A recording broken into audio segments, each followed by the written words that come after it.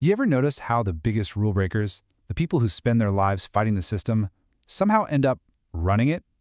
It's this wild, recurring pattern you see everywhere, in business, in culture, in tech. And today, that's exactly what we're going to break down, the life cycle of the rebel and how they become the new ruler. The sociologist Vilfredo Pareto absolutely nailed it when he said, "History is a graveyard of aristocrats." Now that sounds pretty grim, right? But think of it less like a quote and more like a map. It tells us that the old guard always falls and a new one always rises to take its place. We're going to use that idea as our guide to see how this incredible cycle plays out time and time again. And what's amazing is that this journey follows a super consistent three-stage path. First, you've got the outlaw, the person who's seen as dangerous or real threat to the way things are. Then they morph into the disruptor, when their crazy new idea starts to catch on with a lot of people. And finally, boom, they become the new establishment. The radical thinking is now just common sense. So let's trace this path with three people you've definitely heard of. Okay, first up, Henry Ford. Now this guy wasn't just building a better car. No, he was a true revolutionary who was building a whole new kind of American society, and he started it all by picking a massive fight with the old one.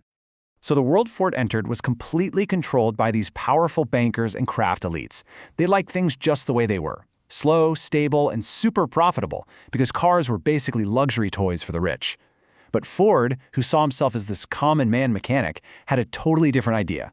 He was all about mass production and making cars affordable for everyone. This wasn't just a new business plan. It was a declaration of war on the entire economic system. And believe me, he really leaned into that outlaw role. He went head-to-head with a powerful patent cartel that basically decided who was allowed to build cars. He was constantly on the attack against Wall Street financiers, calling them parasites. The establishment didn't just disagree with him, they hated him. They actually called him a traitor to his class because he was messing up their whole game. But his most insane move, the thing that really broke their brains, came in 1914. He announced he was going to pay his workers $5 a day. That was more than double the average wage. You can imagine the reaction. Other industrialists were absolutely furious. To them, this wasn't generous. It was economic treason. It was a direct attack on their entire business model, which was built on cheap labor. But here's the genius part. This move turned his own workers into his best customers. His big outlaw idea ended up creating a whole new social order we now call Fordism, a system built on mass production and mass consumption. The rebel who was sued and hated by the establishment had now become the guy who wrote the rulebook for the 20th century economy. His rules were the new rules. All right, so let's fast forward a few decades and see how this pattern evolves. Our next rebel wasn't fighting on the factory floor. His battlefield was something totally different. It was culture. It was brand. And I'm talking, of course, about Richard Branson. So the Britain of the 1970s was, well, it was stuffy. It was all about rigid class systems and huge state-owned monopolies. Business was serious, it was formal, and honestly, it was pretty boring. Branson blew all that up. He came at them from the complete opposite direction, using counterculture, fun, and a whole lot of irreverence as weapons to challenge these corporate dinosaurs. And his outlaw moves were just legendary. I mean, he got his start in the whole hippie scene. His record label, Virgin, famously signed the Sex Pistols when every other label on the planet was running for the hills. He took on the massive monopoly of British Airways with his tiny little airline and used these wild publicity stunts to make the old guard look completely out of touch. And you can see his whole journey laid out right here. It's incredible. He starts in '72 as the guy championing outcast artists. By '84, he's taking on the biggest players in global travel. And then, the final step, the ultimate seal of approval from the establishment he fought against. In 1999, the rebel is knighted by the Queen.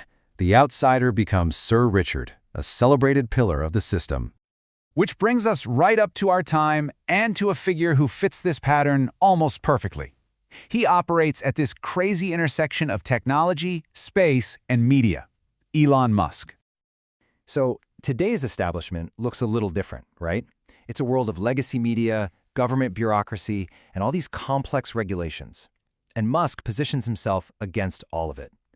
Instead of dealing with the media, he just buys the whole platform. Instead of just being another government contractor, he aims to replace the government's core abilities in space. He pushes this idea of engineering maximalism over what he sees as slow, regulatory caution. And his outlaw posture? It's impossible to miss. He shows this open contempt for regulators like the SEC, he gets into these very public fights with journalists, and he champions a vision of free speech that's a direct challenge to the established norms of content moderation. I mean, buying X was framed as this direct assault on what he calls the establishment's narrative control. But here's the stunning twist in the story. For all the anti-government talk, Musk's companies are deeply tied into the very system he rails against. A Washington Post analysis found that his ventures have gotten at least $38 billion in U.S. government contracts, loans, and incentives. This is a really deep tension when you think about it. The guy who says the system is broken has also become one of its most critical pillars, especially when it comes to things like space exploration. It just goes to show you that in our world, the path from outsider to establishment isn't just about winning. It's about making yourself indispensable to the very power you're challenging. So what does all this mean? Well, when you line these three figures up side by side, the pattern becomes crystal clear. It's just a never-ending cycle of power, disruption, and change. And here is where it all just clicks into place. Look at this. Each one uses a different weapon, right? Ford used affordability. Branson used brand. Musk uses platform power and government contracts. But the strategy? It's identical. They each tap into a specific public frustration, they build a way to make their alternative mainstream, and ultimately, they become the new center of power. The posture, the mechanism, the endpoint, it is the same life cycle, just playing out in a different era. But here's the most crucial point.